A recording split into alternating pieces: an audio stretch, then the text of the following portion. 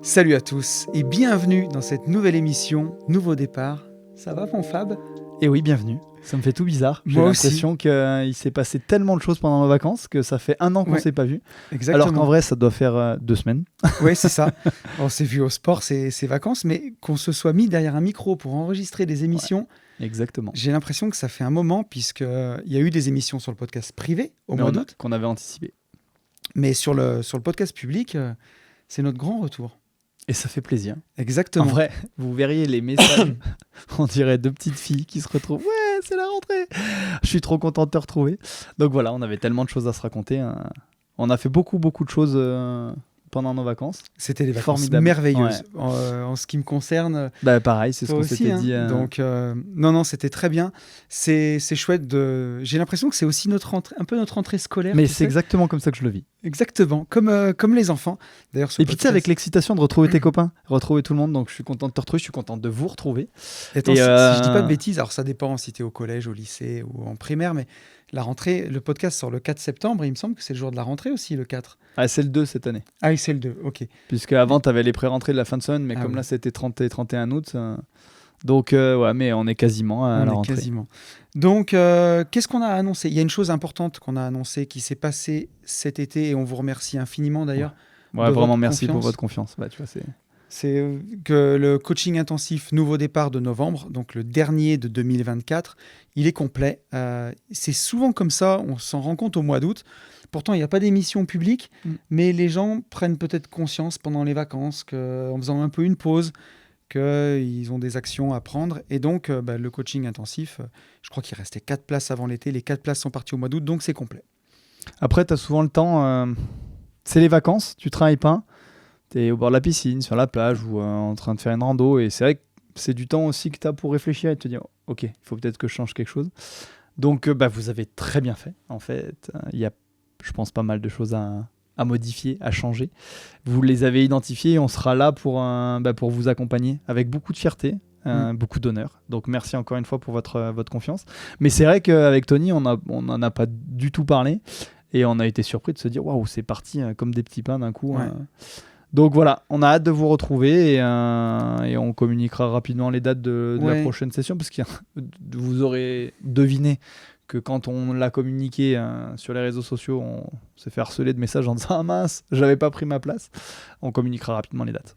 Oui, il y en aura 2 en 2025. Vraisemblablement, ça sera premier semestre, mais fin de premier semestre, ça sera plutôt mois de juin. On vous communiquera rapidement les dates. Je pense que dans la prochaine émission, dans 15 jours, on vous donnera les dates pour... Enfin, je pense, oui, on va se caler et on les communiquera. Pour réserver. Et j'allais dire juste une petite chose avant d'attaquer, vraiment de rentrer dans l'émission. On ne va pas faire non plus une intro de 20 minutes, mais j'ai eu la chance et le bonheur de déjeuner avec Sylvie, alors qu'on voit souvent. Donc Sylvie qui est notre première coach diplômée officielle, certifiée Nouveau Départ. Excellente coach. Et ouais, alors tout ce qui se passe en coaching avec Sylvie, c'est bien entendu confidentiel, mais on a pu discuter ensemble et je suis encore à chaque fois... Je le dis parce que j'ai envie de lui rendre hommage dans le podcast, mais je ne sais pas si subjugué, mais je suis toujours ou émerveillé. Tu vois, c'est les mots qui me viennent, mais elle a des analyses qui sont extrêmement pertinentes. Je suis extrêmement fier que ce soit notre coach, Sylvie. Et pour tous les gens, justement, je tiens à le dire aussi, qui se disent « j'ai besoin d'avancer, j'ai besoin qu'on m'aide et ça y est, je pensais prendre ma place pour novembre, c'est plein. » Et là, les 2 gars, ils sont en train de me dire que c'est pour mi-2025, comment je vais faire ? Déjà, vous avez les émissions publiques, vous avez les émissions privées, vous pouvez poser vos questions. Vous avez les formations pour avoir les outils qu'on Vous conseille de faire de toute façon avant le coaching intensif. Exactement, vous avez les formations, mais il y a aussi Sylvie qui est là. Si vous avez besoin, vous pouvez réserver des séances avec elle. N'hésitez pas à nous en parler parce que je suis content que tu lui rendes hommage. J'aurais pas pensé à le faire maintenant. Elle sera très contente, très touchée parce qu'on en a parlé en off et elle est excellente. On l'a vraiment bien formée. Elle s'est vraiment investie. On est très fiers de notre team. On parle très très très régulièrement tous les 3. On débriefe des situations de chacun. Dites-vous que c'est un travail du quotidien à 3 et ça fait un accompagnement de ouf, quoi. Ah oui, donc bravo à toi et merci Sylvie. Donc voilà, écoute, je crois qu'on en a fini avec les annonces. Ouais, puis j'ai hâte. Là, j'ai envie de rentrer dans le vif du sujet. Là, je crois que ça m'a manqué. Ouais. Alors démarrons tout de suite. Et tu sais quoi, on va démarrer sur les chapeaux de roue parce qu'on a eu une question qui m'a beaucoup touché. Et je tenais même parce que c'est une question qui parlera peut-être aussi à d'autres gens. C'est certain, Et c'est certain. c'est une des dernières questions qu'on a reçues pour le coup. Mais je décide de la traiter avant les autres. Alors j'ai déjà répondu à la personne vraiment en live parce que c'est une personne qui est dans la détresse. Et je pense que c'est important de lui répondre. On n'a pas son prénom, si je dis pas de si on a son prénom, mais Oui. on va le masquer. Mais donc c'est un jeune homme qui nous dit: Bonjour Fab, bonjour Tony. D'abord, je tenais à vous remercier pour le contenu que vous produisez. C'est très inspirant et cela fait du bien. Bon, mais merci à toi. Ce message est long et je m'en excuse par avance. J'espère que vous aurez le temps de le lire et d'y apporter une réponse. J'ai 34 ans, j'habite Paris, je suis sans emploi. J'ai passé mon enfance dans le sud de la France. Mes parents travaillaient énormément, mon père était absent et se désintéressait de moi. Ils se disputaient très fréquemment, j'entendais des hurlements, des portes claquées, etc. Puis, les jours qui suivaient, mes parents ne se parlaient plus, ni même avec moi. Parfois, ma mère partait plusieurs jours, me laissant me débrouiller par moi-même. C'est ma mère qui s'occupait de moi, elle était dépressive, elle pleurait régulièrement et avait des accès de colère intempestifs. Chaque jour, durant le trajet pour m'accompagner à l'école, elle me racontait à quel point les gens étaient mauvais et dangereux. J'ai subi de nombreuses carences, j'ai assisté à de la violence et j'ai été victime de violences psychologiques de leur part, mais également dans le milieu scolaire. Un jour, mon père a littéralement détruit ma chambre car j'avais perdu mon porte-monnaie. Un autre, ils m'ont laissé au bord de l'autoroute car je leur avais demandé d'aller aux toilettes. Ma grand-mère et ma mère, lorsqu'elles étaient ensemble, m'insultaient régulièrement et me dévalorisaient sans cesse. J'étais seul face à tout cela. J'ai vécu un véritable enfer sans même m'en apercevoir. Pour moi, c'était ça la vie. Puis la dépression est arrivée vers l'âge de 12 ans. C'est lors d'une intervention sur cette maladie au collège où j'en ai pris conscience. J'avais tous les symptômes. J'en ai donc parlé à mes parents et je leur ai demandé de consulter un médecin. Ils n'ont rien voulu entendre. J'ai insisté et j'en ai rapidement subi les conséquences. J'ai mis du temps à comprendre ce refus. Plus tard, j'ai compris qu'ils craignaient d'être mis en cause pour leur comportement. Il a fallu que je me fasse du mal, plusieurs fois, avant que mes parents soient contraints de me faire consulter.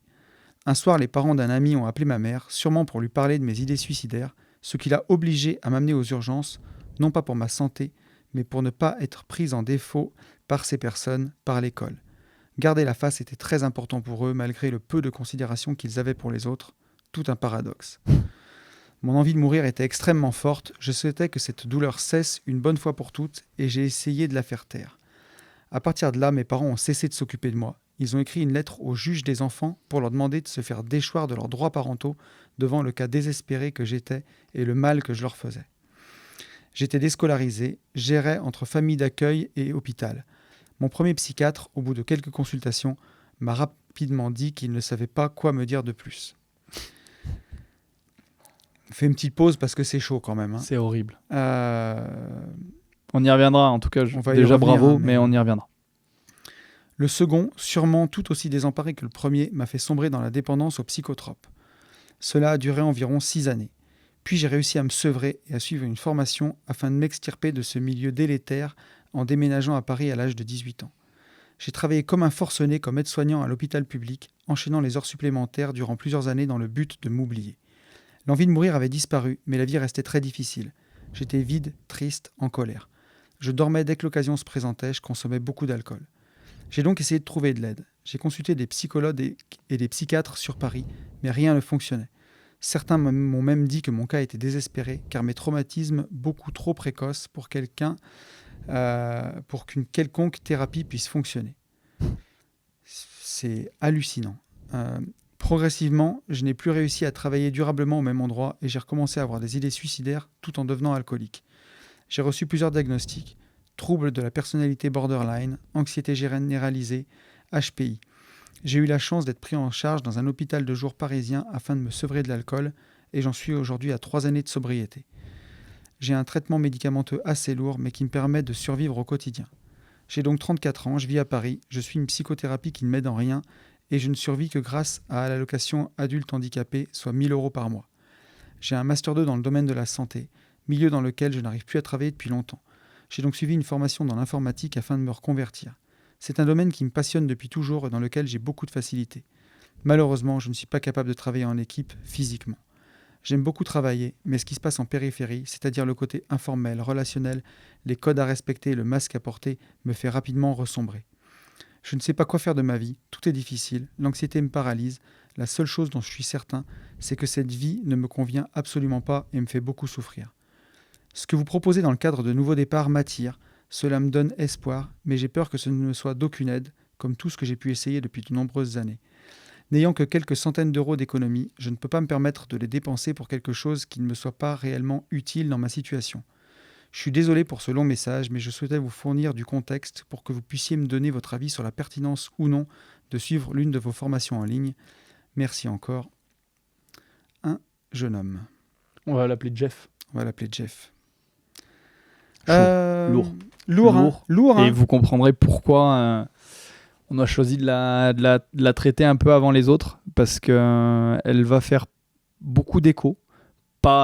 C'est très violent ce qu'il a vécu, pas autant, mais vous êtes tellement nombreux à vous rendre compte et à nous contacter pour des choses que vous avez vécues dans l'enfance, dans l'adolescence, sur l'éducation, sur d'autres choses à l'école. Donc voilà, là on a un peu le cas extrême, mais en tout cas ça va résonner dans beaucoup et comme souvent on va être quand même extrêmement optimiste. Mais vas-y, je te laisse commencer.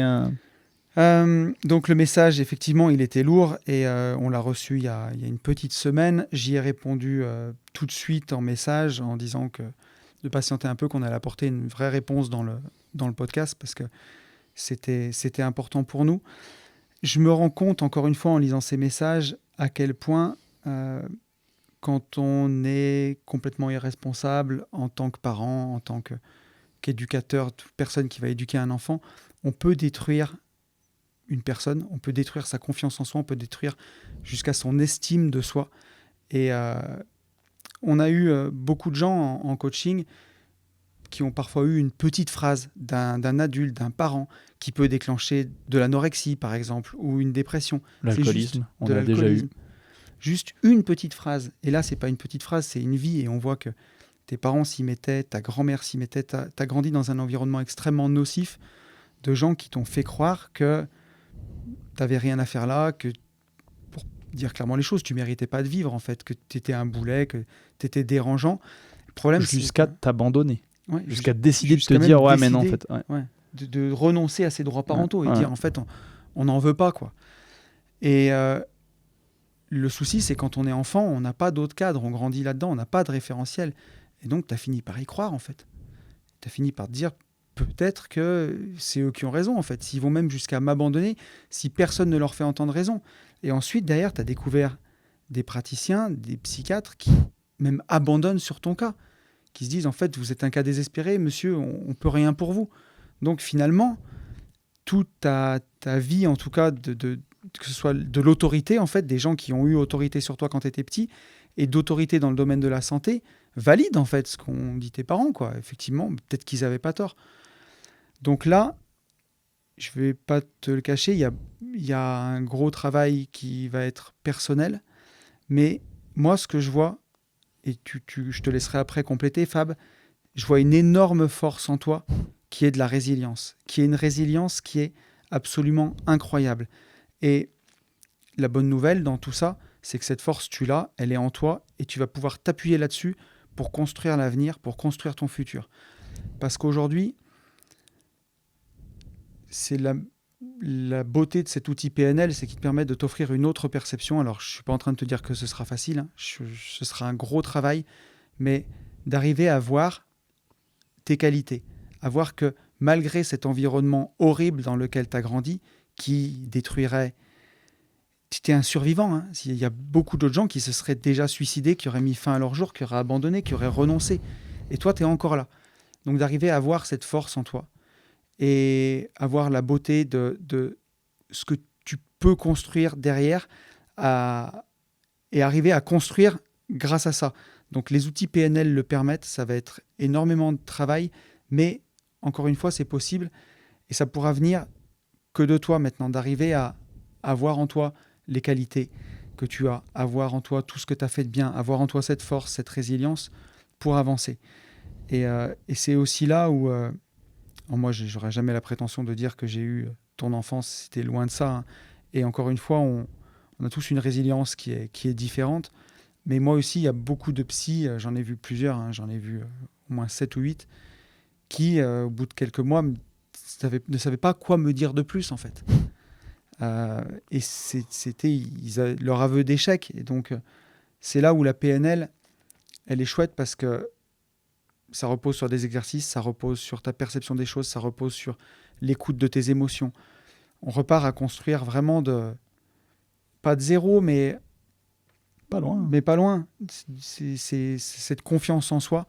Donc, ce que je peux te dire, en tout cas, c'est qu'il y a une voie, qu'il y a une issue, que ce sera pas facile, mais quand je vois ta résilience et je vois qu'il y a des choses qui te plaisent, tu vois, tu parles de l'informatique. En plus, l'informatique, c'est un chouette métier parce que avec le digital nomade, la façon dont on le fait, tu vois, Luc, la personne qui nous montre ses podcasts, ça fait presque 3 ans qu'on collabore ensemble. Et je ne l'ai jamais rencontré physiquement. Et Luc, c'est quelqu'un qui travaille aussi. Alors maintenant, il est podcasteur, mais dans son coin, à son rythme. C'est des choses que tu peux faire à ton rythme, tu peux te faire connaître. C'est des choses qui te permettront, en tout cas, au démarrage, de le faire de cette façon-là. Après, si tu as envie d'aller plus loin, de voir plus de monde, tu pourras le faire. Mais il y a des choses qui te plaisent. Moi, je suis convaincu que tu as énormément de choses à construire. C'est beau. Mais c'est là où j'ai besoin de toi, mon Fab, sur des cas aussi lourds, tu vas pouvoir apporter énormément. Ben, je savais pas comment j'allais commencer, tu vois, vu ce que tu me dis, je vais changer mon organisation de réponse.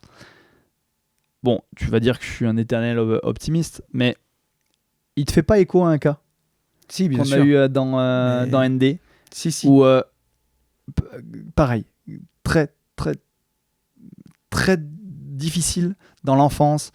Il y a eu viol, ça a duré des années, destruction complète de l'image, quelqu'un qui avait vu plein de psys, qui est allé justement là-dedans et qui n'y croyait pas. Enfin, je veux dire, l'approche était la même que la tienne, en disant limite, bon, vous êtes un peu ma dernière chance, ça te donne envie, est-ce que vraiment ça peut le faire ? Et il y a eu vraiment un avant et un après, en disant ah mais ok. Donc la première chose que je veux te dire, c'est oui, c'est possible. Vraiment, je te promets que c'est possible. Je sais particulièrement de quoi je parle en termes d'abandon, même si je ne prétends pas avoir du tout eu les mêmes casseroles que toi. Mais en tout cas, je sais de quoi tu parles. Et je veux vraiment que tu gardes cet espoir en te disant ah, il y a peut-être quelque chose qui existe. Et je ne veux plus jamais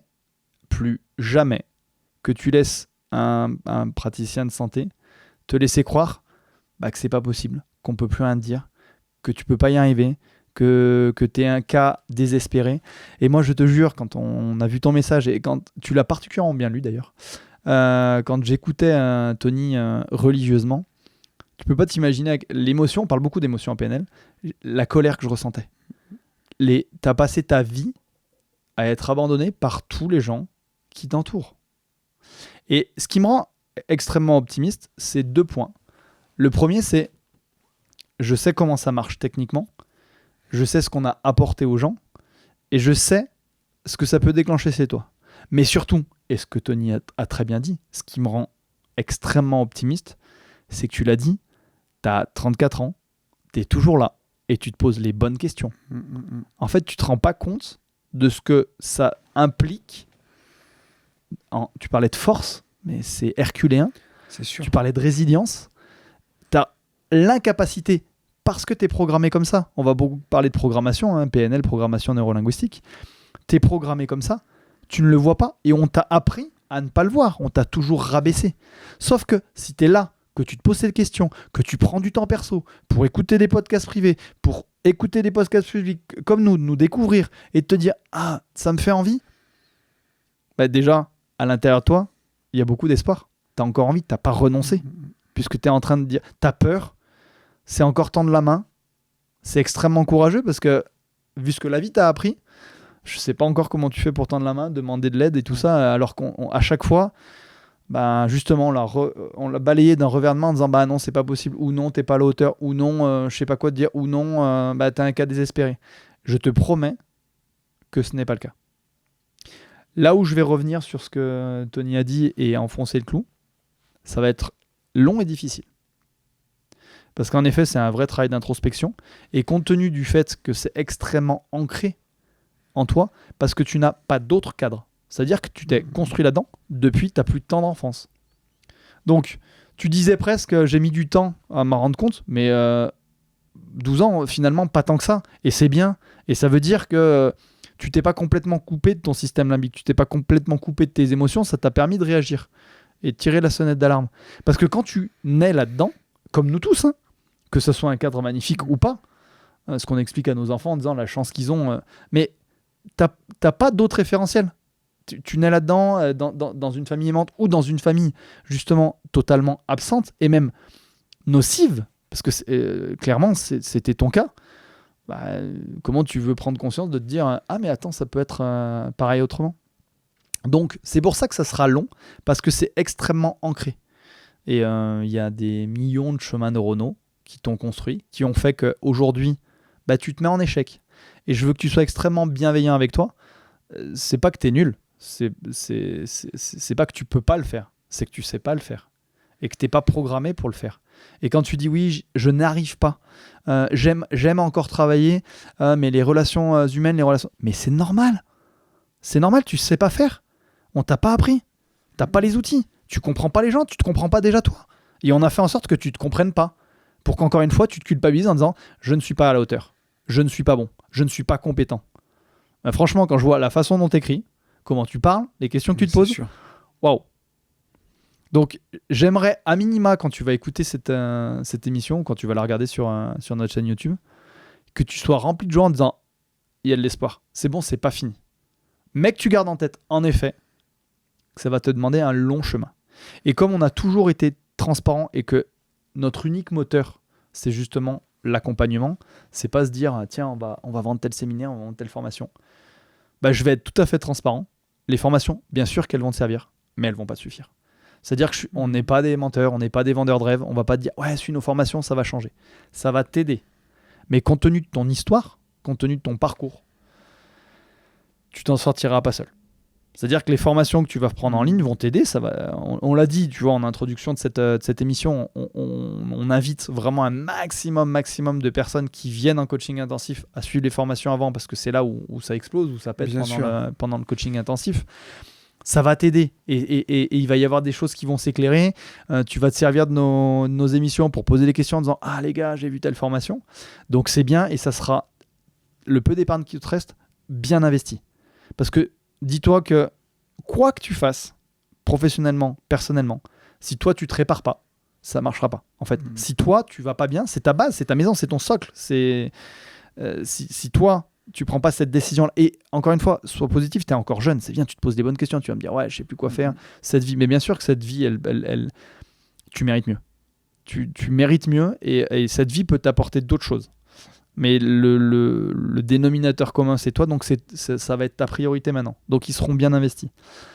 On aura l'occasion certainement d'en parler en off si tu prends les formations et tout ça.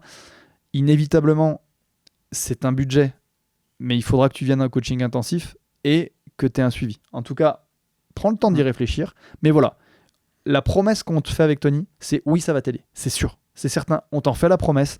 Et on ne te le dit pas uniquement parce qu'on sait ce qu'on donne, on te dit parce qu'on a eu au moins 2 cas similaires. Ouais, mais c'est certain. Pour qui ça a été une révélation et plus âgé que toi. Où vraiment la violence à chaque fois, on est des éponges parce qu'on est très, très ouvert. Hein. Il n'y a pas de filtre entre notre cortex et notre système limbique. On prend quand on nous explique. Et encore plus en live, ce qu'on vit. Je te jure, des fois j'ai des frissons, j'ai envie de pleurer. Il y avait des choses aussi violentes que les tiennes et ça marche. Par contre, ça marche, c'est pas une baguette magique. Encore une fois, contrairement à tous ces gens qu'on trouve sur Internet mais c'est certain. Qui te vendent du rêve et qui te disent oui, fais ça, prends ma formation. Ça. Non. Et je vais même te dire une chose. Si tu réussis, et tu vas réussir, tu pourras te retourner en disant j'ai réussi parce que j'ai travaillé sur moi. J'ai fait ce travail d'introspection. Nous, on n'est que les outils. Et même si on prend avec grand plaisir toute la reconnaissance que vous nous offrez en nous disant vous avez changé notre vie et tout ça, avant tout, c'est vous. On n'est que les outils. Et oui, on est des super outils, c'est vrai. On va être fiers de ce qu'on apporte, mais sans vous, on ne sert à rien en fait. Bien sûr. Donc c'est pour ça qu'il faut que tu gardes en tête, que tu dis je vais m'en sortir grâce à moi. Mais si tu fais le choix de nouveau départ, on sera là par contre. Et tous les coachés qu'on a eus, ça va les faire marrer parce que j'utilise toujours cette phrase, on ne te lâchera pas la main. si tu fais ce choix-là. On aura l'occasion d'en discuter en fonction de comment tu veux, quelle formation tu veux prendre, si tu commences par les formations, coaching intensif, coaching individuel. Mais tu vois, Mais voilà, je voulais vraiment rester extrêmement positif. Vas-y. Non, j'allais donner même encore plus de billes là-dessus sur la personne qui nous écouterait, qui serait peut-être convaincue pour venir en coaching intensif et qui se dit c'est dans 6 mois, comment je fais ?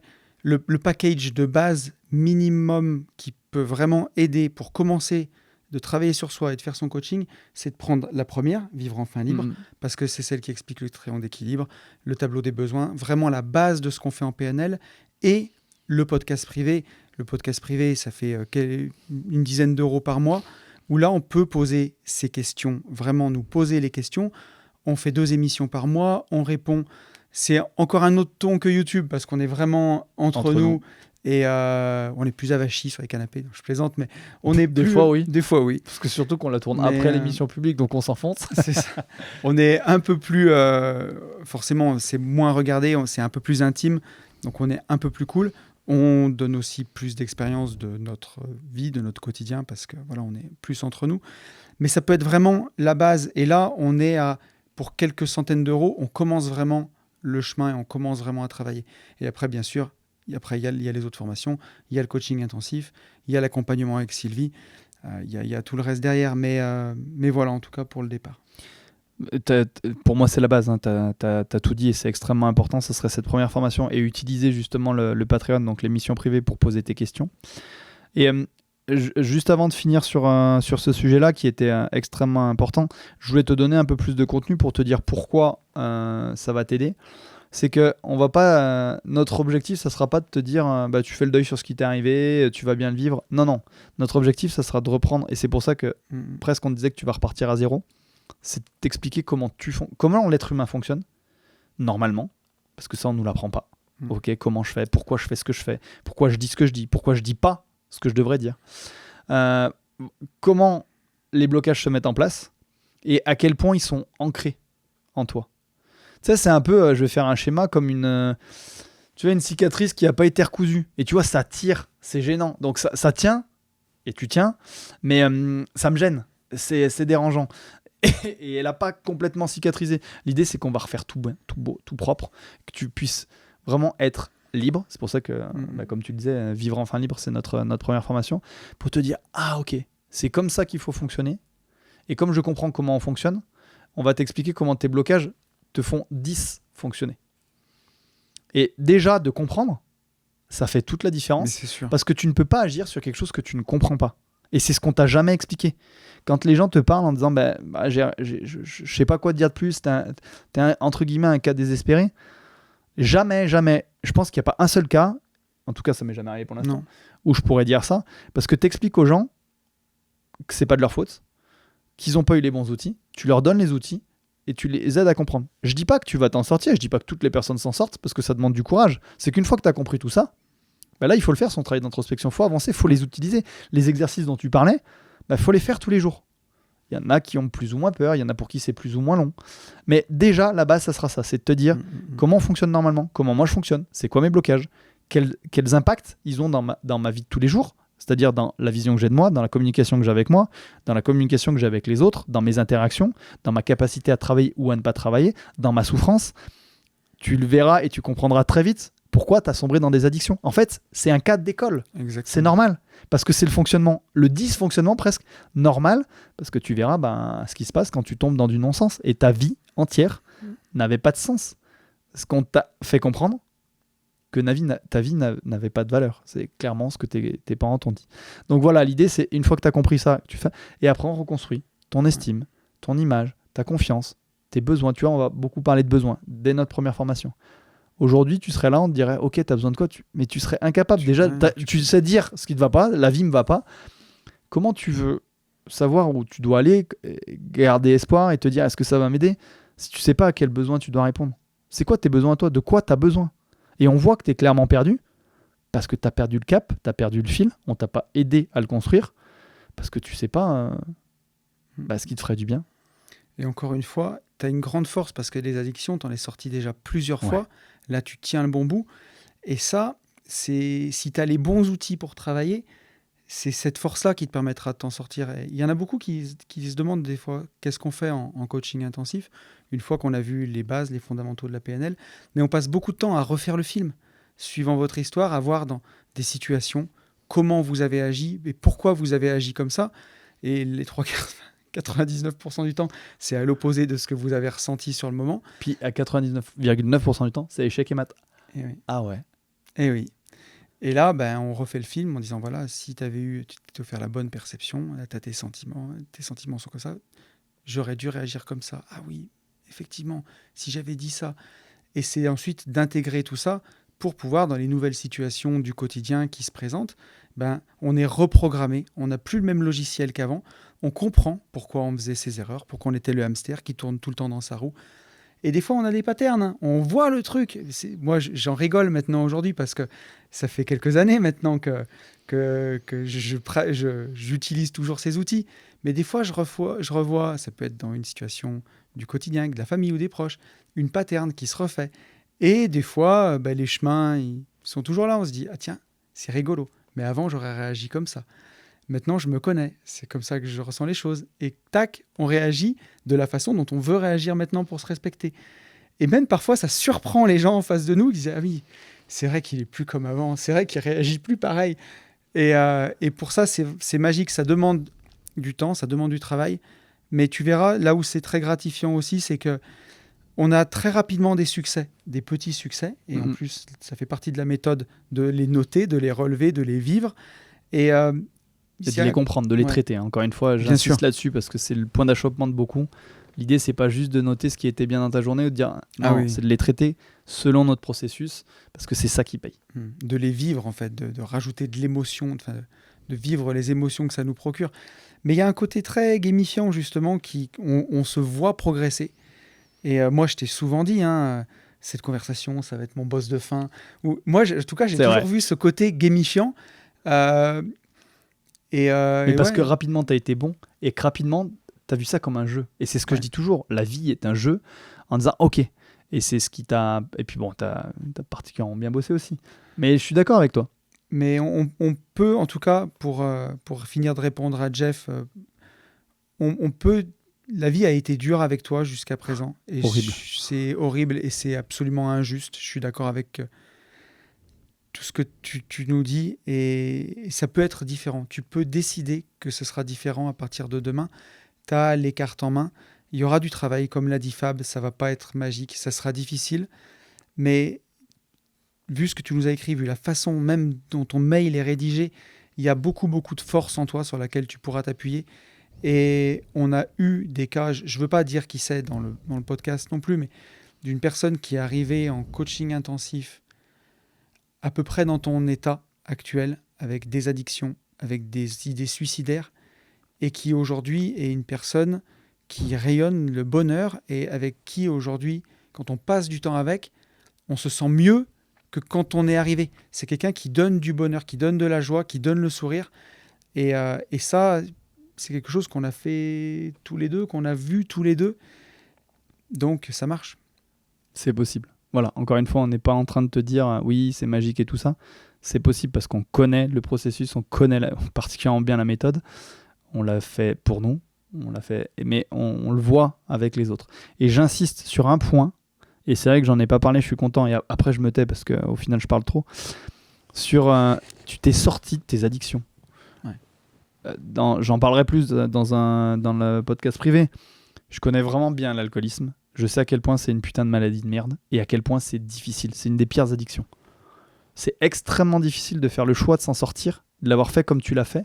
Et les choix que tu as faits sont extrêmement forts. Si tu es capable de faire ça, mec, mais tu te rends pas compte de quoi tu es capable. C'est pour ça que je te dis, si tu le décides, la seule chose qu'on te demande, c'est fais-nous confiance, tu peux y arriver.